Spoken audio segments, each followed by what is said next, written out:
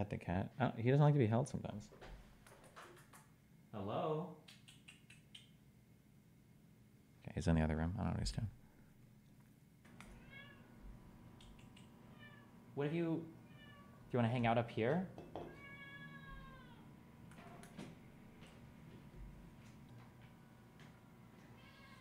This is a huge cat. Oh my god.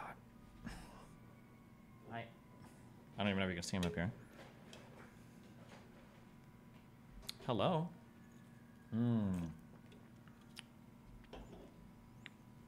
Don't show vegan gains, okay? That's the other mic. Do you want to speak into that mic? Do you want to say hi? Hello? Nope, he's not going to talk. Okay, fuck you.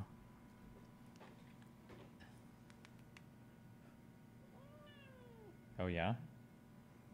Tell me about it. Okay.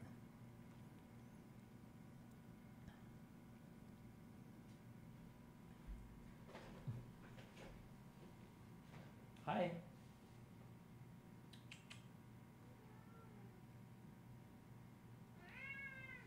Hello? No! You did that, not me. Have you never knocked something over before? Okay, well. Yeah, go hide. Go hide. Okay. How light of a chair does it have to be to topple over? This is a big cat, okay? He's got a lot of mass. He's got a lot of mass to him. Put his bed on the shelf behind you. I've laid out things for him to lay on, but he doesn't. He just lays between them. He doesn't want to lay on anything, okay? He doesn't give a fuck. It seems like you're smarter than most academics. I am. And more fair than the people who edit Wikipedia. I am. Does that change any of your priors on the trustworthiness of average academics? It just means that I'm better than everybody.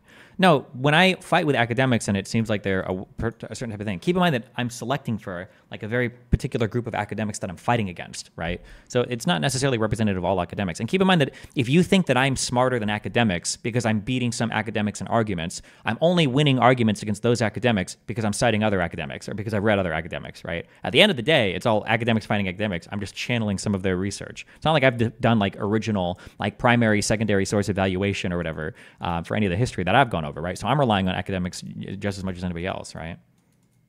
Do you agree with JJ that Wikipedia is garbage, or do you think he's coping? The problem with Wikipedia isn't that it's garbage. I wish you guys could extract arguments in a more smarter.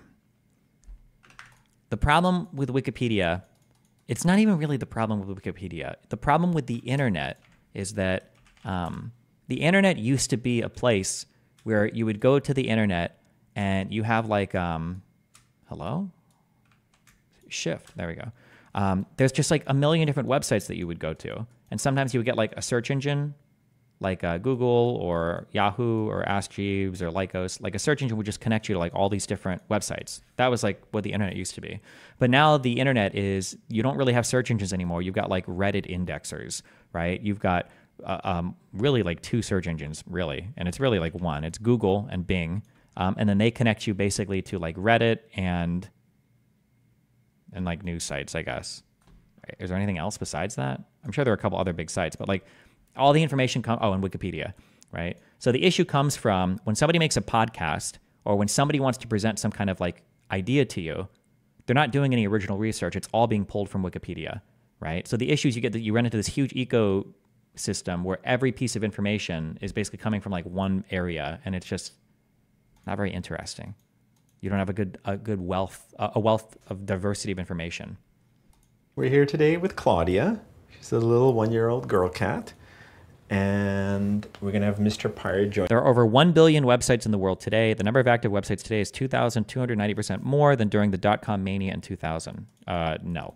I don't know if you're a younger person or if you're just a millennial coping, but when we were younger, there were way more message boards and random websites that you would go and check to like read about shit.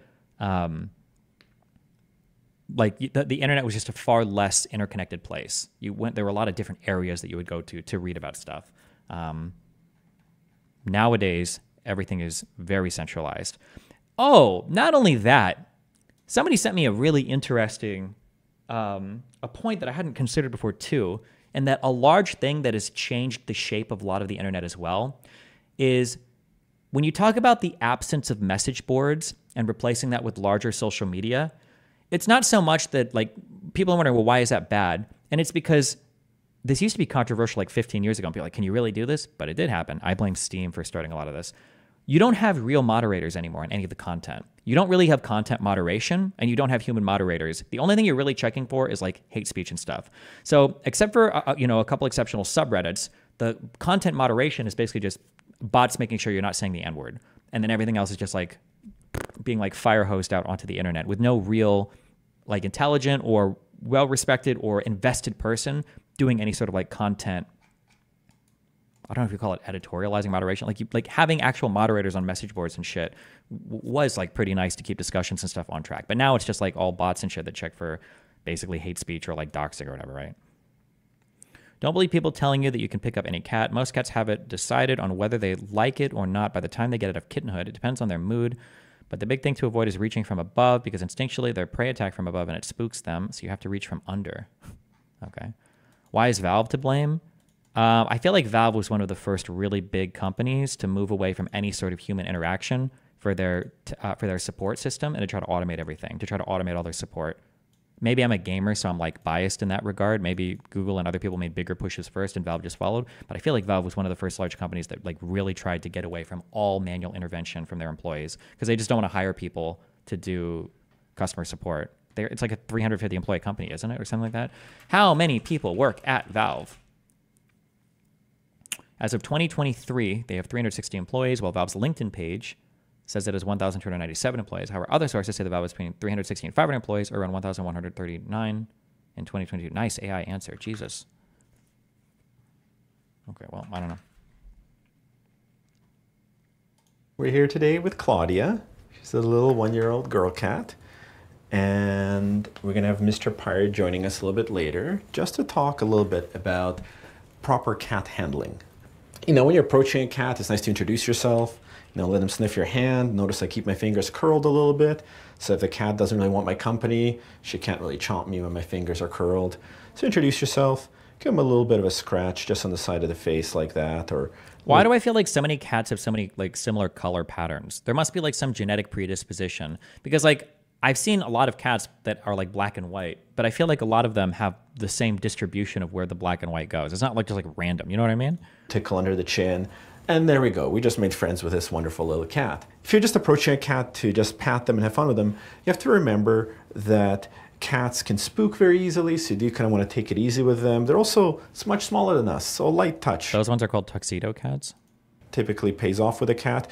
You know, you can tickle them a little bit, stroke them, but most people try to pick up cats, and that's kind of where we get into trouble. This guy definitely looks like Pete Buttigieg. Like it could be his brother, right? Do we agree with that?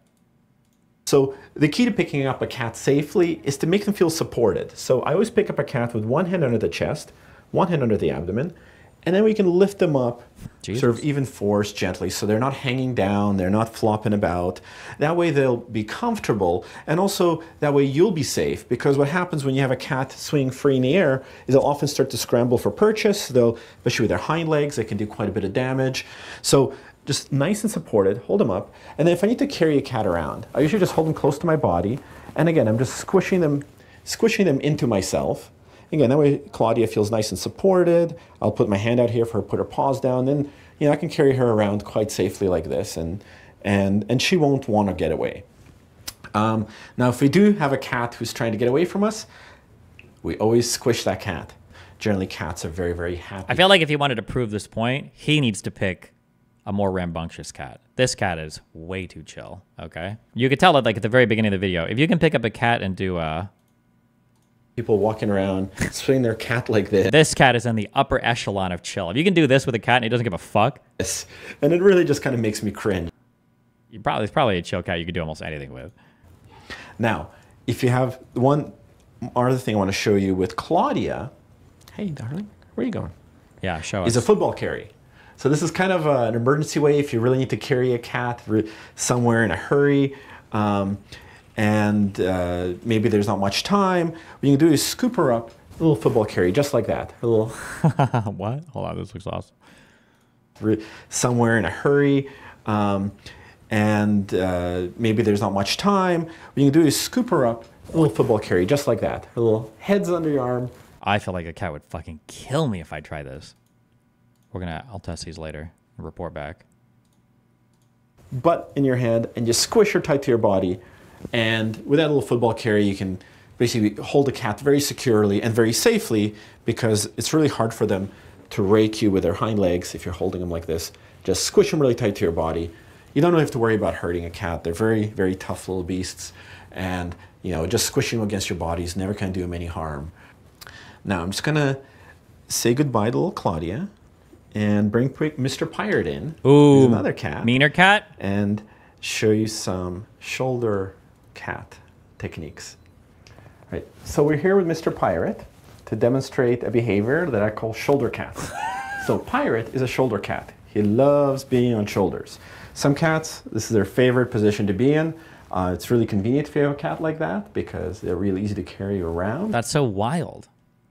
This guy has dealt with way more cats than me, so I would trust anything he says. But I feel like anecdotally, I feel like cats in general are not comfortable not having a strong purchase on their legs.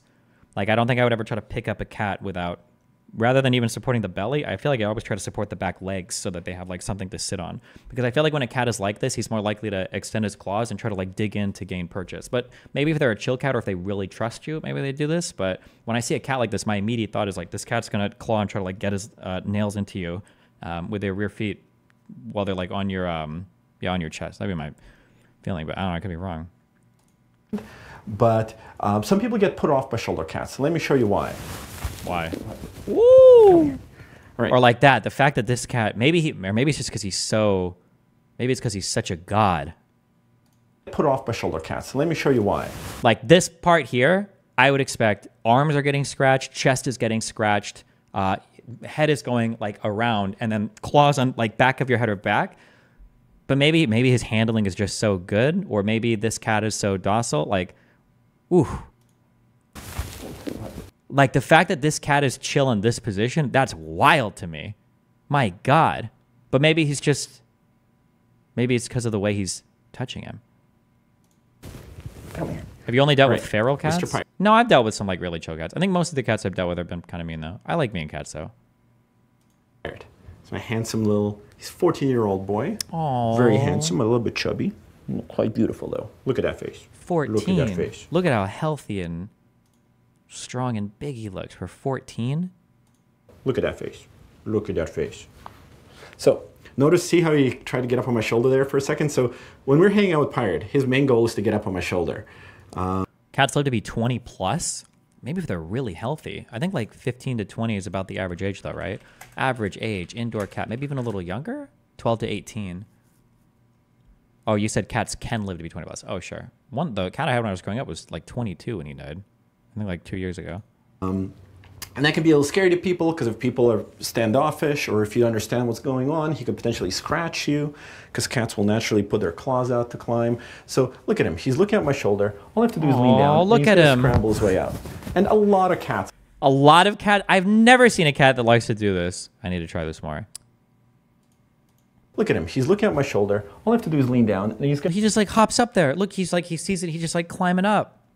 Naturally put their claws out to climb. So the best thing you can do to a cat is to declaw it, fixed all the problems. No, you shouldn't ever declaw your cats, okay? If you have to declaw a cat to like get it to behave or whatever, you're probably interacting with it in a way that is like not good. Look at him. He's looking at my shoulder. I think that might have been a troll comment. I can't even tell, actually. I don't know. All I have to do is lean down, and he's going to scramble his way out. And a lot of cats are shoulder cats, and this is great. Sometimes you got to be a little bit careful when a cat goes up on your shoulder, because they can shoot off behind you and run off and give your back a bit of a scratch. Or sometimes they try to scramble around the back of your neck. But as I said before, squishing is your best friend when you're dealing with a cat. So you have a cat on your shoulder, you squish him nice and tight, and he's going to maybe that's why he was able to lay him down, is because he's got him pressed like really tight to him, maybe. Stay there. Now, if you're wearing a jumper or a hoodie, something like a thick jacket, cats can actually climb up on your shoulders and be really comfortable there. I've seen people walking around town with a cat in their hoodie. Usually it's a good idea to have a harness on them when you do that. But this is a really great way to carry a cat around. Now, not all cats go for this. Some cats simply don't like being on your shoulder, and that's okay. But if you do have a cat who insists on being lifted up, you basically just lean forward. Let me demonstrate that again. Oh, there. Notice how, oh, I should show you how to put him. I mean, if it's a choice of getting rid of the cat because it swats a child and getting rid of the child, you should declaw. I think if you have a child and you're getting a cat that you're like adopting it from a from the Humane Society, if you're adopting it and it's already at a certain age and it's already like is prone to aggression, then you probably just shouldn't get the cat, I would say. Otherwise, I think it's good for children to learn how to appropriately engage with animals. I think that's just a good life skill, period. If you've got a child who's constantly getting bit by dogs or constantly getting bit by cats, unfortunately, your child needs to learn. He needs to get bit and he needs to get attacked until he learns how to like appropriately engage with those particular animals. If it's a very young child, they're like, 1 or 2 years old and they don't know the difference, they'll just want to run up and like squeeze or hug something, then you teach the child like, hey, don't do that, or like be nice, respect the kitty, like be very gentle, like gentle hands. Like there are things you could say. Like that's something that you have to train the child against, yeah. Him down as well. But if you have a cat who wants to come up, you lean forward and he'll just put himself up and you just support his bottom. And there you have it. And when you try to put him down, often he won't want to. So you have two choices. One is just to lean back and they'll kind of leap off your back, not the safest thing. Two is to support your little cat and just lean forward, lean forward, lean forward, and eventually they'll right themselves and hang out. So that's how you deal with a shoulder cat. So I hope you enjoyed this video. Please give us a like, feel free to share it, and just remember to have fun with your cat. Cute kitten climbs owner and sits. Well, little cats will climb literally anything. I don't know if it's like it's a combination of their claw strength and like how light they are, but like I think little cats can literally. We used to have cats. Me and my first wife, girlfriend, I guess in college. No, wife in college.